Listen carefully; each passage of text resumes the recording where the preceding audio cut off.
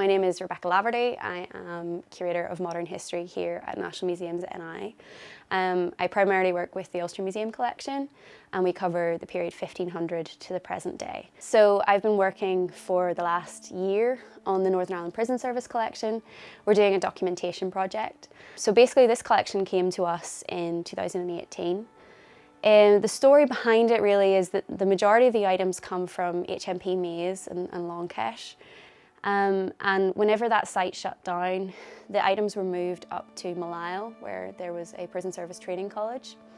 And actually that's where the prison service set up a museum.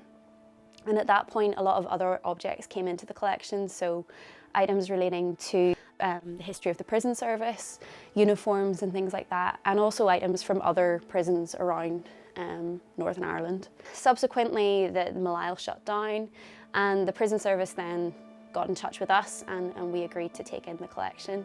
It's one of the collections, it's a huge collection. It's probably going to be several thousand. We're still working through it, so we'll see how many objects we end up with in the end.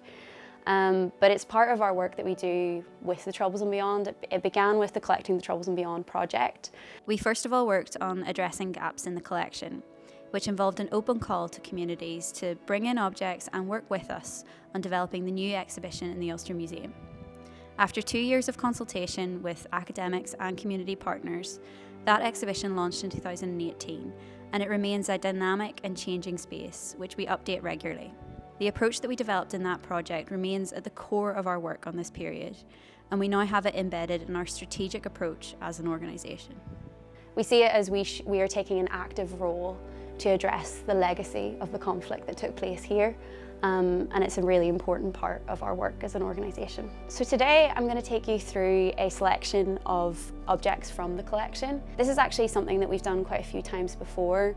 One of the things that we think is really important to acknowledge, in particular with this collection, is that we don't know everything about the objects. We obviously do, as curators, we conduct our own research, but part of that research can be working with and engaging with community groups who have direct experience of the conflict, and in particular may have been in prison themselves or may have worked in the prison service.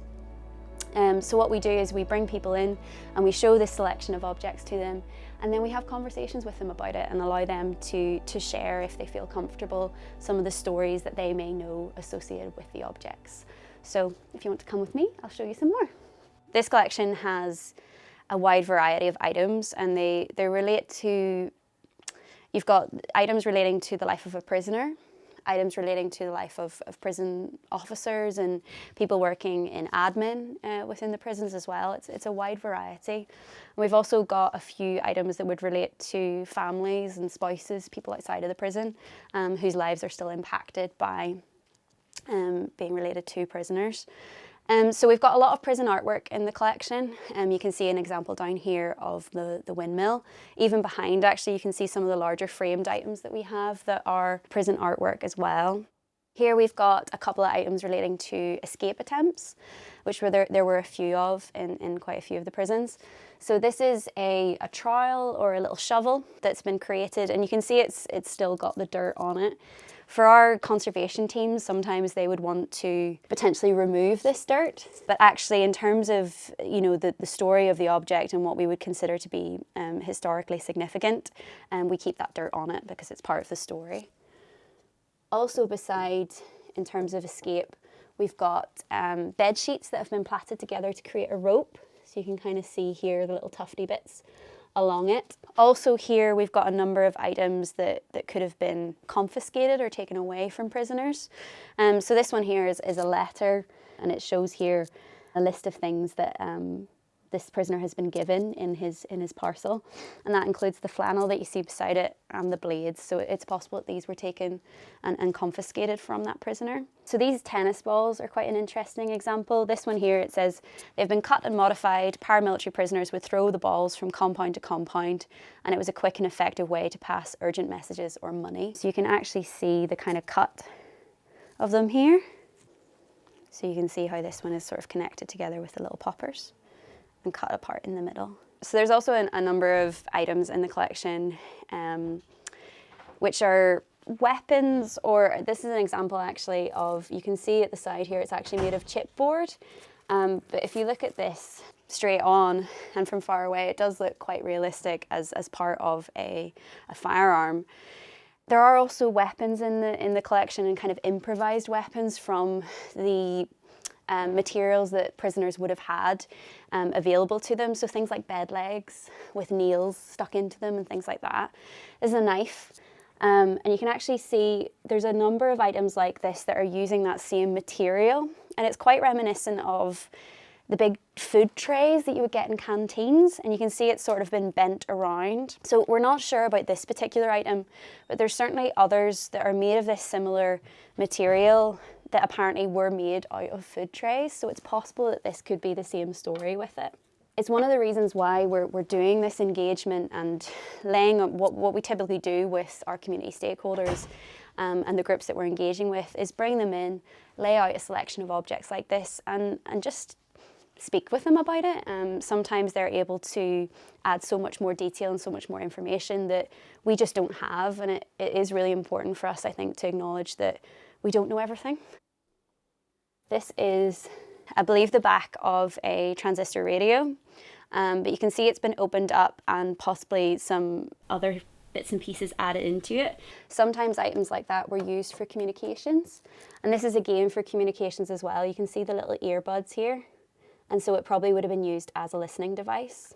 We also have a number of photographs in the collection. So we have a fairly large photographic archive, which is mostly finds. So it's items that the prison officers would have found concealed in compounds or cells, and then they've documented it, they've taken photographs. So this is an example of those. You can see a bar of soap, which then had a little watch hidden inside of it, and then a listening device, just like that one over there, which would have been hidden in a shaving cream bottle. And then we also have quite a lot that's about the life of prison officers. So because of the story of the collection, where it came from HMP Maze and other prisons around Northern Ireland, and then moved up to Malile, which is where there was a teaching college, there's a number of items relating to Malile specifically. So this was actually a present for the teacher of the class of 84. You can see they've written from the class of 84 here. And then this is another example to the principal and staff of the Prison Service College Malile from a class 6 in 1988. So there's quite a few items like that in the collection. We also have quite a lot of uniform from the prison service. We have uniforms that would have been worn during the Troubles, but also earlier ones as well from the 1920s. And you can see through items like that journey of the collection as a prison service museum, as well as the items that came from HMP Maze.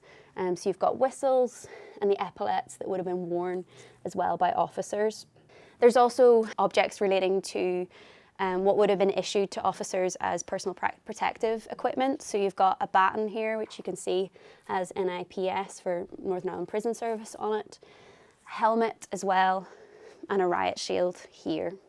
There's a few of these in the collection, and we also actually have a bin lid which has a piece of leather on it, which we believe might have been used by a prisoner as a shield during riots as well.